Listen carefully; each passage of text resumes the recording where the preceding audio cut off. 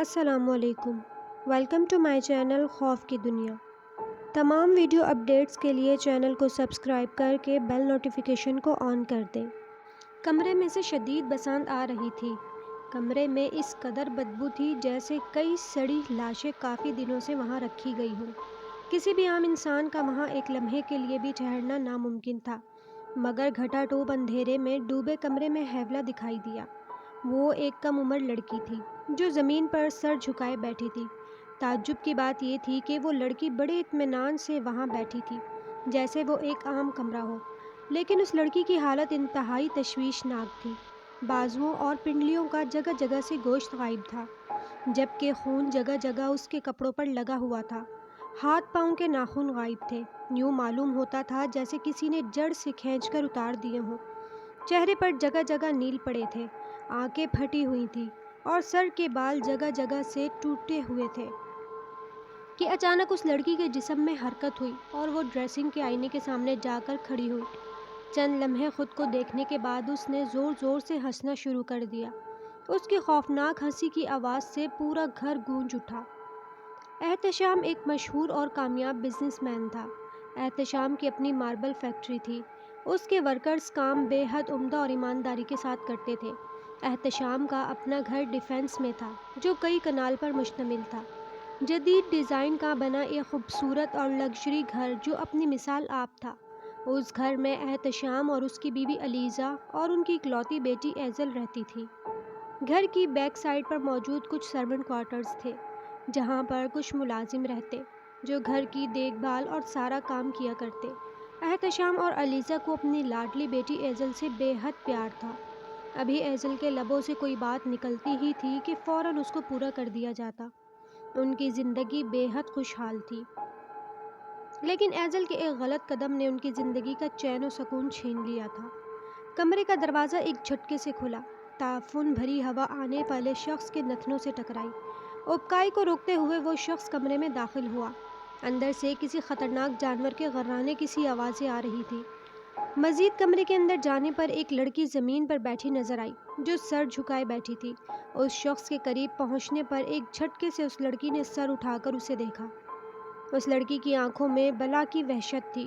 آنے والے شخص کو اپنے قدموں تلے زمین کھسکتی محسوس ہوئی، پھر بھی اس نے حوصلہ جمع کر کے ہاتھ میں پکڑی تسبیح کے دانے گھماتے ہوئے اس سے پوچھا، کون ہے تو اور یہاں کیا کر رہی ہے؟ چلی جا یہاں سے۔ اس شخص کی بات سن کر اس لڑکی نے زور زور سے غیر انسانی آواز میں ہنسنا شروع کر دیا۔ اس کے ہنسنے کا انداز کچھ ایسا تھا جیسے اس کا مذاق اڑا رہی ہو۔ ہنستے ہنستے اچانک وہ لڑکی اس شخص کے سامنے جا کھڑی ہوئی۔ اس کی بدبودار سانسیں اس کے نتنوں سے ٹکرانے لگی۔ خوف سے اس شخص کو اپنا دم گھٹتا ہوا محسوس ہوا۔ تیری اتنی جرأت، تو مجھے کہے کہ میں یہاں سے چلی جاؤں؟ یہ کہتے ہوئے اس لڑکی نے اس شخص کا گلا دبانا شروع کر دیا، لیکن پھر ایک جھٹکے سے چھوڑ بھی دیا۔ وہ شخص زمین پر گر پڑا اور گہرے گہرے سانس لینے لگا۔ لڑکی اسے خونخوار نظروں سے گھورتی ہوئی بولی، نہیں، اس طرح سے نہیں ماروں گی تجھے۔ اگر ایسے مار دیا تو مزہ نہیں آئے گا، کچھ اور کرنا پڑے گا۔ اس لڑکی کی یہ بات سن کر اس شخص کو اپنی ریڑھ کی ہڈی میں خوف کی ایک لہر سرایت کرتی محسوس ہوئی۔ موت اس کے سامنے تھی۔ خوف سے اس کے اعصاب شل ہونے لگے کہ اتنے میں وہ لڑکی ہاتھ میں تیز دھار شیشے کا ٹکڑا لیے اس کے پاس آئی اور بولی، اب مزہ آئے گا۔ اس شخص نے پوری قوت سے اٹھ کر دروازے کی جانب دوڑ لگائی، لیکن دروازہ زوردار آواز سے بند ہو گیا۔ کہاں جا رہے ہو؟ ابھی تو میں نے کچھ کیا بھی نہیں۔ ہنستے ہوئے وہ لڑکی اس کے قریب آ پہنچی۔ اس شخص نے ہاتھ جوڑتے ہوئے التجا کی، خدا کے لیے مجھے جانے دو، میرے چھوٹے چھوٹے بچے ہیں۔ اس لڑکی نے اس کے بندھے ہاتھ کھولے اور بازوؤں کو موڑ کر اس کی کمر کے ساتھ لگا دیا اور ہاتھ میں پکڑے تیز دھار شیشے سے اس کا گلا کاٹ دیا۔ وہ زمین پر گر کر مچھلی کی طرح تڑپنے لگا۔ اس کی گردن سے خون ابل ابل کر ارد گرد زمین پر پھیل رہا تھا۔ اس لڑکی نے اس آدمی کا منہ کھولا اور زبان کاٹ دی۔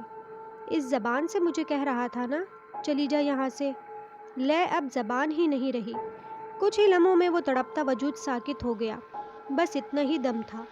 حقارت سے اسے ٹھوکر مارتے ہوئے کہا، بیکار انسان۔ یہ کہتے ہوئے اس نے ہنسنا شروع کر دیا اور اچانک ہنستے ہنستے رونے لگی۔ تبھی دروازہ زور زور سے پیٹا جانے لگا۔ باہر سے آنے والی آوازیں کچھ مانوس سی لگ رہی تھی۔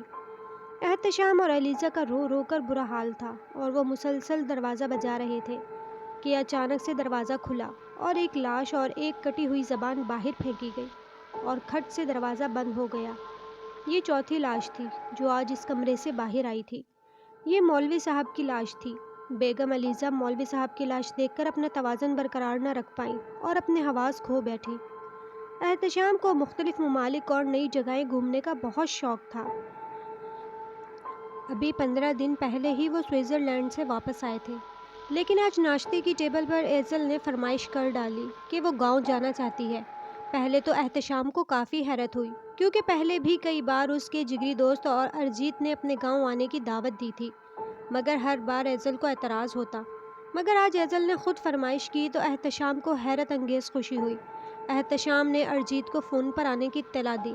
ایزل بے حد خوش تھی کیونکہ وہ اب اپنے مقصد کے بے حد قریب تھی جو کل پورا ہونے جا رہا تھا۔ ساحل سمندر کے قریب واقع ایک چھوٹا مگر بے حد خوبصورت اور قدرتی حسن سے مالا مال گوکرنا گاؤں، جس کی آبادی اکثریت ہندوؤں پر مشتمل تھی۔ احتشام، ایزل اور علیزہ تقریباً 8 بجے گاؤں پہنچ گئے۔ ارجیت اور اس کی بیوی درگاہ نے ان کا استقبال کیا اور ان کی خاطر مدارت میں کوئی کمی نہ چھوڑی۔ گاؤں آئے انہیں آج تیسرا دن تھا۔ اگلی صبح ان کا واپس جانے کا ارادہ تھا۔ دوپہر کو سب لوگ آرام کر رہے تھے کہ ایزل کے پاس ایک چھوٹا سا بیگ بھی موجود تھا۔ کچھ دور چلنے کے بعد ایزل اپنی منزل پر پہنچ گئی۔ ایزل بے حد خوش نظر آ رہی تھی۔ ایزل نے ایک بڑا پتھر زمین سے اٹھایا اور تھوڑی سی دقت کے بعد دروازہ کھول کر اندر داخل ہونے لگی۔ یہ دروازہ کوئی معمولی دروازہ نہیں تھا بلکہ شمشان گھاٹ کا دروازہ تھا جو بالکل ویران اور سنسان پڑا تھا۔ وہاں ہر طرف نحوست ٹپک رہی تھی۔ ایسا لگ رہا تھا وہاں ہوائیں بھی بین کر رہی ہوں۔ کوئی بھی عام انسان اس طرح کے ماحول میں ڈر محسوس کرتا اور خوفزدہ ہوتا، مگر ایزل بالکل نارمل تھی۔ اس کے جذباتی اور جنونی پن نے ماحول کو کسی خاطر میں نہ رکھا اور وہ بے دھڑک اندر کی جانب داخل ہوئی۔ ایزل نے اپنے بیگ میں موجود کیمرہ آن کیا اور ریکارڈنگ کرنے لگی۔ ابھی اسے تھوڑی ہی دیر گزری تھی کہ اچانک ایزل کے سر میں شدید درد کی ٹیسیں اٹھی۔ درد کچھ اس طرح کا تھا جیسے کسی نے کوئی بھاری چیز سر پر دے ماری ہو۔ درد کی شدت اس قدر بڑھ گئی کہ ایزل برداشت نہ کر پائی اور بے ہوش ہو گئی۔ نہ جانے کتنی دیر یوں ہی وہ وہاں بے ہوش پڑی رہی۔ ہوش میں آنے کے باوجود بھی ایزل کے سر میں شدید درد تھا۔ ایزل فوراً وہاں سے اٹھی اور واپس گاؤں آنے لگی جہاں انہوں نے قیام کیا ہوا تھا۔ گھر میں سب جاگ گئے اور دعوت پر جانے کی تیاری کر رہے تھے۔ ایزل چپکے سے اپنے کمرے میں جا کر لیٹ گئی۔ یہ سر کا درد اس کی سمجھ سے باہر تھا کہ اچانک اسے کیا ہو گیا۔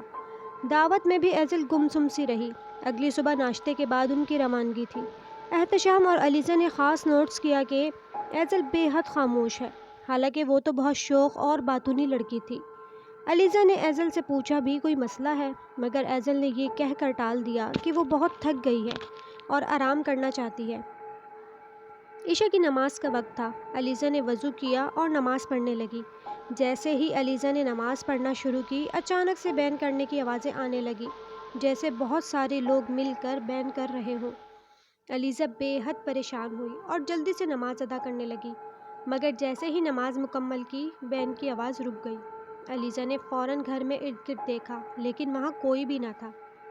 ایزل اپنے کمرے میں تھی اور احتشام گھر پر موجود نہیں تھا۔ رات دیر سے احتشام کی واپسی ہوئی۔ علیزہ کو جاگتا دیکھ کر احتشام کو پریشانی ہوئی کیونکہ وہ تو اکثر کام کے سلسلے کی وجہ سے لیٹ گھر آتا تھا۔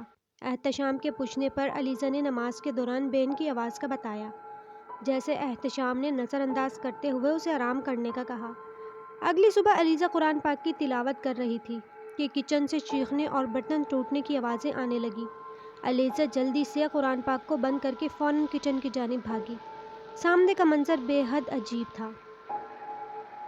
ایزل شدید غصے میں برتن دیواروں پر مار رہی تھی اور ملازمہ اسے روکنے کی کوشش کر رہی تھی، جس کے نتیجے میں ایزل نے ایک شیشے کا گلاس اس کے سر پر دے مارا جس کے باعث اس کا سر پھٹ گیا۔ علیزہ نے دوسری ملازمہ کو آواز دی اور خود اس کے ساتھ مل کر ایزل کو بڑی مشکل سے قابو کیا۔ اس دوران ایزل بے ہوش ہو گئی۔ علیزہ نے فوراً احتشام کو فون کیا اور ساری صورتحال بتائی۔ صاحب جی، باہر ارجیت سر آئے ہیں۔ ملازمہ نے اسٹڈی روم میں موجود احتشام کو اطلاع دی۔ انہیں ادھر ہی لے آؤ۔ کچھ دیر بعد ارجیت احتشام کے سامنے بیٹھا تھا اور بغور احتشام کا جائزہ لے رہا تھا۔ بکھرے ہوئے بال، بے ترتیب بڑھی ہوئی داڑھی، سلوٹوں زدہ کپڑے، اور بار بار اپنے سر کو مسل رہا تھا۔ احتشام کی حالت سے لگ رہا تھا کہ وہ بے حد پریشان ہے۔ یار، سب خیریت ہے؟ مجھے تم ٹھیک نہیں لگ رہے، ارجیت نے فکر مندی سے پوچھا۔ کچھ لمحے دونوں کے درمیان خاموشی رہی، پھر احتشام نے بتانا شروع کیا۔ جب سے ہم گوکرنا گاؤں سے واپس آئے ہیں، ایزل کی طبیعت نہیں سنبھل رہی۔ میں اس کی وجہ سے بے حد پریشان ہوں، احتشام نے بھیگے لہجے میں کہا۔ ارجیت کو شدید حیرت ہوئی۔ اس نے دوبارہ پوچھا، مگر ایزل کو ہوا کیا ہے؟ احتشام کچھ لمحے اس کی طرف دیکھتا رہا، پھر بولا، جب سے ہم گاؤں سے واپس آئے ہیں مسلسل طبیعت خراب ہے۔ ڈاکٹرز کو چیک اپ کروایا تو بظاہر تو سب ٹھیک بتاتے ہیں۔ کچھ ڈاکٹرز نے کہا شاید بچی شدید اسٹریس میں ہے۔ میں نے مہنگے سے مہنگا علاج بھی کروایا، مگر اس کی حالت دن بدن خراب ہوتی جا رہی ہے۔ کسی نے دم کروانے کے لیے کہا تو میں نے مولوی صاحب کو بلایا، مگر کیا؟ مگر آج چوتھے مولوی کی لاش تھی جو ایزل کے کمرے سے باہر آئی۔ ارجیت یہ سب سننے کے بعد کچھ سوچنے لگا۔ طویل خاموشی کے وقفے کے بعد احتشام نے روندے ہوئے لہجے میں دوبارہ بتانا شروع کیا۔ علیزہ نماز روزے کی پابند ہے، لیکن جب بھی وہ نماز پڑھتی ہے یا قرآن پاک کی تلاوت کرنا شروع کرتی ہے تو شدید چیخوں کی آوازیں آتی ہیں، اور وہ ایزل کی چیخیں ہوتی ہیں جو خود کو کبھی کاٹتی ہے، کبھی چھری سے، کبھی شیشے سے، اور کبھی اپنے دانت ہی اپنے بازوؤں اور پنڈلیوں میں گاڑنے کی کوشش کرتی ہے۔ اس کی ماں اس کی اذیت دیکھ کر نماز پڑھنا چھوڑ دیتی ہے۔ پچھلے 4 ماہ سے میری بیٹی اور ہم شدید اذیت میں ہیں۔ ارجیت کے ذہن میں اچانک کلک ہوا۔ اٹھو، فوراً میرے ساتھ چلو۔ احتشام حیران و پریشان سے اس کے ساتھ چل پڑا۔ ارجیت تیز رفتار سے کار ڈرائیو کر رہا تھا۔ مگر ہم جا کہاں رہے ہیں؟ احتشام نے سنبھل کر بیٹھتے ہوئے پوچھا۔ ابھی پتہ چل جائے گا۔ پھر ارجیت نے اپنے گاؤں کے پچھلی طرف گاڑی روکی۔ احتشام ابھی بھی حیران پریشان تھا کہ وہ یہاں کیوں آئے ہیں۔ ایک چھوٹے سے گھر کے باہر 2 آدمی بیٹھے تھے جو حلیے سے سادھو دکھائی دیتے تھے۔ ارجیت آگے بڑھے تو احتشام نے فوراً آگے بڑھ کر اسے روکا اور پوچھا، پہلے بتاؤ ہم یہاں آئے کیوں ہیں اور یہ کون لوگ ہیں؟ ابھی سب پتہ چل جائے گا۔ بڑے پجاری آنکھیں بند کیے کافی دیر سے مراقبے کسی کیفیت میں تھے۔ اچانک انہوں نے اپنی سرخ آنکھوں سے احتشام کی طرف دیکھتے ہوئے کہا، وہ لوٹ آئی ہے اور اب کسی کو نہیں چھوڑے گی۔ احتشام نے ناسمجھی سے اس پجاری کی طرف دیکھا جو دوبارہ سلسلہ کلام جوڑتے ہوئے بولے، ارملا اسی گاؤں کے رہنے والی تھی۔ وہ شیطان کی پجاری تھی اور مختلف کالے عملیات کی ماہر تھی۔ شیطان کی خوشنودی حاصل کرنے کے لیے اس نے نومولود بچوں کی بلی دینا شروع کر دی اور ایک دن نومولود بچے کی بلی دیتے ہوئے پکڑی گئی۔ گاؤں کے لوگوں نے مار پیٹ کے بعد اسے گاؤں کے پرانے شمشان گھاٹ میں زندہ جلا دیا، لیکن اس کی بری آتما کو ختم نہ کر سکے۔ لیکن کچھ عرصے بعد گاؤں میں پراسرار موت شروع ہو گئی۔ گاؤں میں ہر طرف خوف و ہراس پھیل گیا۔ لوگ سر شام گھروں میں بند ہو جاتے، مگر تمام احتیاطی تدابیر کے بعد بھی کسی نہ کسی کی موت واقع ہو جاتی۔ سال میں ایک بڑے مندر میں پوجا رکھی جاتی ہے جس میں دور دراز سے پجاری شرکت کرتے ہیں۔ انہی دنوں میرا بھی یہاں آنا ہوا۔ کالی شکتیوں کی وجہ سے اس کی بری آتما بہت طاقتور ہو چکی تھی۔ بڑے کٹھن عمل کے بعد اس کی آتما کو گاؤں کے پرانے شمشان گھاٹ جہاں اسے جلایا تھا قید کر دیا گیا اور اس شمشان گھاٹ کو ہمیشہ کے لیے بند کر دیا گیا، جسے اب تمہاری بیٹی نے آزاد کر دیا ہے۔ احتشام صدمے سے گنگ رہ گیا۔ ارجیت نے پریشانی سے پہلو بدلتے ہوئے پجاری سے التجا کی، پجاری جی، کئی ماہ سے میرا دوست اور اس کی بیٹی بہت تکلیف میں ہے۔ کرپا کر کے ہمیں اس مصیبت سے چھٹکارا دلائیے۔ ایزل کی حالت بہت تشویشناک ہے، کہیں دیر نہ ہو جائے۔ یہ سننے کے بعد احتشام اپنا ضبط کھو بیٹھا۔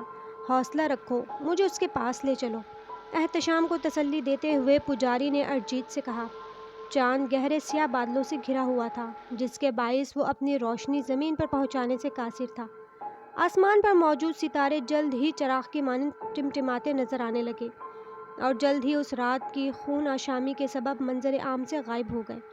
تیز ہوائیں گونجدار آوازوں سے ارد گرد چکراتی ماحول کو مزید خوفناک بنا رہی تھی۔ ساتھ ہی بینائی ختم کرتی کڑکتی بجلی آسمان کو چیرتی معلوم ہو رہی تھی۔ اس ہیبت ناک ماحول میں پجاری حال کے بیچوں بیچ حصار باندھے آگ جلائے بیٹھا تھا اور ارد گرد کا خوفناک تاثر خود پر اثر انداز کیے بغیر آنکھیں موندے بیٹھا تھا، جبکہ اس کے لب مسلسل ہل رہے تھے۔ احتشام، علیزہ اور ارجیت بھی پجاری کے ساتھ حصار میں موجود تھے۔ اچانک ہی پورے گھر سے یوں آوازیں آنا شروع ہو گئیں جیسے بے شمار بدروہیں اور چڑیلیں مل کر چیخ رہی ہوں۔ ساتھ ہی گھر میں چیزیں ٹوٹنے کی آوازیں آنے لگی۔ ایک دھماکے سے ہال میں کھلنے والا دروازہ ٹوٹا اور اس کے پٹ فضا میں اچھلتے ہوئے دور جا گرے۔ ایزل طیش کے عالم میں بکھرے بالوں کے ساتھ غراتی ہوئی باہر آئی۔ اس کو دیکھ کر پجاری کے لب تیزی سے ہلنے لگے جبکہ اس کے سامنے جلتی آگ ایک دم بھڑکی۔ تبھی دیکھتے دیکھتے ایزل ایک دم نیچے گری۔ پجاری نے ایک نظر گری ہوئی ایزل کو دیکھا اور ہاتھ کے اشارے سے ایزل کے پریشان گھر والوں کو حصار میں ہی بیٹھے رہنے کا کہا۔ یکدم ایزل کہکے لگاتی گھٹنوں کے بل اٹھ بیٹھی۔ اس کا چہرہ زخموں سے نشانات سے بھرا ہوا تھا جبکہ آنکھوں کی پتلیاں سفید تھیں۔ تبھی وہ گھٹنوں کے بل سر کو دائیں بائیں جھٹکتی حصار کی طرف بڑھنے لگی۔ حصار کے پاس پہنچنے پر وہ ایسے ہی حصار کے گرد چکر کاٹتے ہوئے سب کو دیکھ کر مضحکہ خیز انداز میں ہنسنے لگی۔ پجاری مسلسل عمل میں مصروف تھا۔ تبھی وہ بالکل اس کے سامنے آ کر بیٹھ گئی۔ اس کے چہرے کے گرد مٹی سے اٹے بال بے ترتیبی سے بکھرے تھے جبکہ چہرے پر پڑتی آگ کی روشنی اس کی ہیبت ناکی میں مزید اضافہ کر رہی تھی۔ اپنی موت کو سامنے بلا کر اب تو کیا چاہتا ہے؟ ایزل نے پجاری کو گھورتے ہوئے خونخوار لہجے میں کہا۔ موت تو تیری آئی ہے آج۔ کاش تجھے اسی دن ختم کر دیا ہوتا تو آج یہ دن نہ دیکھنا پڑتا۔ ایزل سر کو پیچھے گرا کر ہنسنے لگی۔ تو مارے گا مجھے؟ تبھی بیچاری نے پاس پڑے برتن میں سے مٹھی بھر سفوف لیا۔ تبھی پجاری نے پاس پڑے برتن میں سے مٹھی بھر سفوف لیا اور اس پر کچھ پڑتے ہوئے ایزل پر پھینک دیا۔ تبھی ایزل ایک دم چیختے ہوئے پیچھے ہوئی اور غضبناک انداز میں دھاڑتی ہوئی کھڑی ہو گئی۔ اچانک تیز ہوائیں چلنے لگی، کھڑکیوں کے شیشے ٹوٹ گئے، گھر کا سامان بکھرنے لگا۔ پجاری پر ان سب کا کوئی اثر نہ ہوا لیکن ایزل کے گھر والے کافی خوف و ہراس میں مبتلا تھے۔ اپنا عمل روک دے ورنہ مار دوں گی اس لڑکی کو میں، ایزل نے مٹھیاں بھیجتے ہوئے چیخ کر کہا۔ علیزہ اور احتشام نے پجاری سے التجا کرتے ہوئے کہا، خدا کے لیے ہماری بیٹی کو بچا لو۔ پجاری نے ایزل کی طرف ہتھیلی کھول کر مٹھی بند کی اور بند مٹھی کو واپس اپنی طرف کھینچا۔ تبھی ایزل پجاری کے ہاتھوں کی حرکت کے ساتھ ساتھ گھسٹتی ہوئی حصار کے پاس آ کر گھٹنوں کے بل بیٹھ گئی۔ یکدم پجاری نے اپنی مٹھی کھولی تو ارملا کی آتما ایک دم ایزل کے جسم سے علیحدہ ہوئی اور دور جا گری۔ ایزل بے ہوش ہو گئی۔ بجلی کی سی رفتار سے پجاری نے ایزل پر عمل شدہ سفوف ڈال دیا تاکہ ارملا کی آتما دوبارہ ایزل کے جسم میں داخل نہ ہو سکے۔ نہیں چھوڑوں گی میں تجھے، کسی کو نہیں چھوڑوں گی، سب کو مار دوں گی، آتما نے دھاڑتے ہوئے کہا۔ اتنے میں پجاری نے سفوف اس پر پھینکا، وہ انگاروں میں تبدیل ہو گیا اور ارملا کی آتما کو آگ لگ گئی۔ وہ درد سے چیخنے چلانے لگی اور جلد ہی جل کر بھسم ہو گئی۔ علیزہ بیگم نوکروں کو ہدایت دے رہی تھی۔ کچن سے مختلف پکوانوں کی خوشبو اٹھ رہی تھی۔ ایزل ہسپتال سے 1 ماہ بعد آج گھر واپس لوٹی تھی۔ اسی خوشی میں آج گھر میں دعوت تھی۔ ایزل احتشام کے ساتھ مسکراتی ہوئی سیڑھیاں اتر رہی تھی۔ وہ کافی کمزور معلوم ہو رہی تھی مگر علیزہ نے دل ہی دل میں شکر ادا کیا اور ان کی طرف بڑھی، محبت سے اس کا ہاتھ تھام کر اسے ساتھ لیے ہال کی جانب بڑھنے لگی۔ ان کے گھر میں خوشیاں لوٹ آئی تھیں جو کہ خوشگوار زندگی کی ضامن تھیں۔